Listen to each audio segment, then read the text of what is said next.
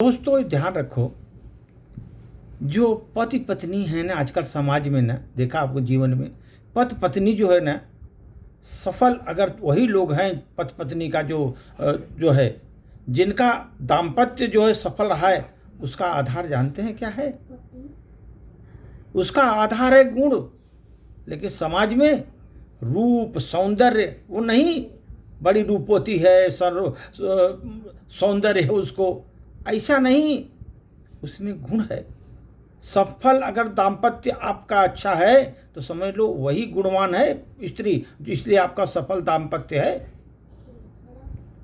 दोस्तों आप ये ध्यान रखो, पति पत्नी का जो प्रेम होता है ना, बरसाती नाले के समान नहीं होता कि थोड़ी देर के लिए हुआ पास निकल जाता है।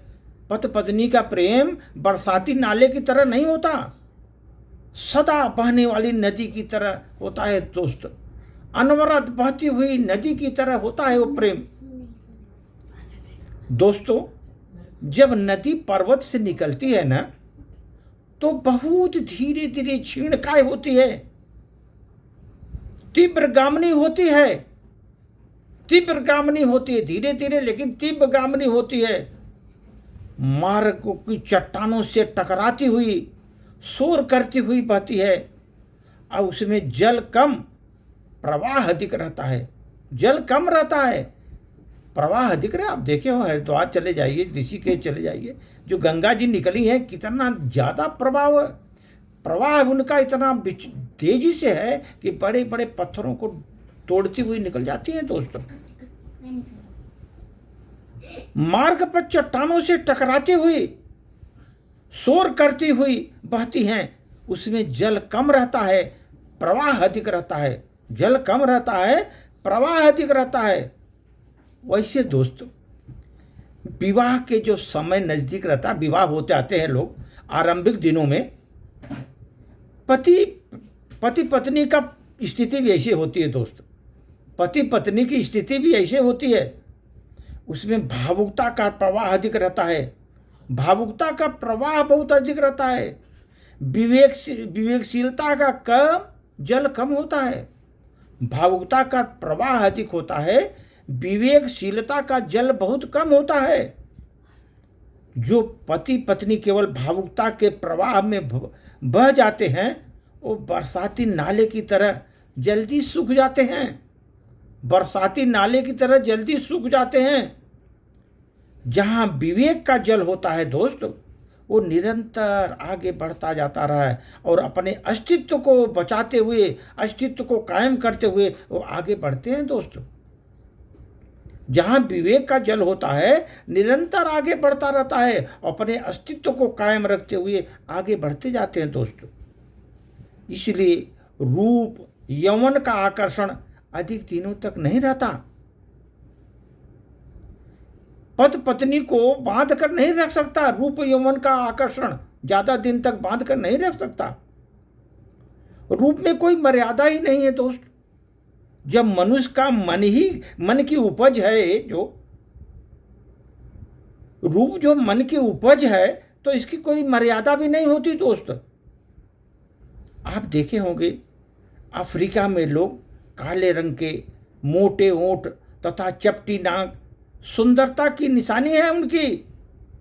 एक अमेरिकी व्यक्ति को देखो, सब पर कुरूपता का सूचक हो जाता है। चीनी लोगों को देखो, उनके पाँव के सुंदर होते हैं, छोटे होते हैं, बहुत सुंदर होते हैं। हमारे देश में काले कमर तक लहराते हुए सुंदर बाल, जितने काले कमर तक लहराते हुए सुंदर बाल, उसको सुंदर मानते हैं। इंग्लैंड में भूरे और छोटे गर्दन वाले अच्छे समझे जाते हैं। रूप तो अस्थायी तो है ही नहीं होता, रूप तो आज है कल धीरे धीरे डाउन हो जाता है। दोस्त रूप तो अस्थायी नहीं होता, आयु के साथ ढल जाता है, और अस्वस्थ होने पर और बिगड़ जाता है रूप। जो रूप देखते हैं, उनके समाप्त होने पर उनके जीवन साथी को प्यार कर सकेंगे? जो रूप देखते हैं वो तो कुरूप हो जाएंगे कुछ दिन में। रूप देखना है तो मानसिक सौंदर्य को देखो, पत्नी में मानसिक सौंदर्य को देखो, एक दूसरे में। सच्चा परिचय उसमें मिलेगा, मानसिक ही होना चाहिए, यही प्रेम का आधार है हम का। इसे बढ़ाया जा सकता है सद्गुण, सद्विचारों से, सद्गुणों से, सत्कर्मों से उसको बढ़ाया जा सकता है दोस्त। मानसिक सौंदर्य को बढ़ाते रहने से व्यक्तित्व में निखार आएगा, पति पत्नी एकदम व्यक्तित्व में निखार आएंगे, अटूट संबंध रहेगा वहां पर, और परस्पर प्रीति बढ़ाने के लिए वो भी पर्याप्त होती है जीवन में दोस्त। दाम्पत्य प्रेम का आधार है यौन शक्ति। स्त्री पुरुष का शारीरिक अंतर मात्र आकर्षण का केंद्र नहीं होता, शरीर के पीछे मन भी लगा होता है सर, शरीर के साथ साथ मन भी होता है। पुरुष देखो कठोर है, परिश्रमी है, बुद्धि प्रधान होता है, पुरुष बुद्धि प्रधान होता है। स्त्री कोमल होती है, सहनशील होती है, भावना प्रधान होती है स्त्री। यही अंतर स्थूल रूप से शरीर की आकृति में भी स्पष्ट हो जाता है दोस्तों। आजकल की भ्रांति है बुरी तरह फैल रही है, पति पत्नी के प्रेम को अस्थायी रखने के लिए समानता का होना आवश्यक है, समानता का होना आवश्यक है। यह बहुत भ्रामक है दोस्तों। मिलने तो उनके गुणों से होना चाहिए, दोनों को गुण मिलना चाहिए। पति पत्नी से सहनशीलता तथा भावनाओं का अद्भुत अनुभव होता है सर। सहनशीलता का, भावनाओं का अनुदान प्रदान होता है दोनों का। पति अपने पति से शारीरिक श्रम तथा बुद्धिमत्ता का लाभ उठाती है, ये भी ध्यान रखो जीवन में। पत्नी जो है पति से शारीरिक श्रम तथा बुद्धिमत्ता का लाभ उससे उठाती है। परस्पर एक दूसरे से पूरक बनकर जिंदगी में रहते हैं, पूर्णत्व की प्राप्ति करते हैं। उस समय विभिन्नता का परिणाम होता है सर, दोनों मिलकर रहते हैं। इसीलिए दोस्त हम बता रहा हूँ आपको, पति पत्नी का संबंध बहुत ही नाजुक होता है दोस्त। इसे अटूट अगर बनाना है तो दोनों हाथ में होता है, दोनों के हाथ में होता है, एक के हाथ में नहीं।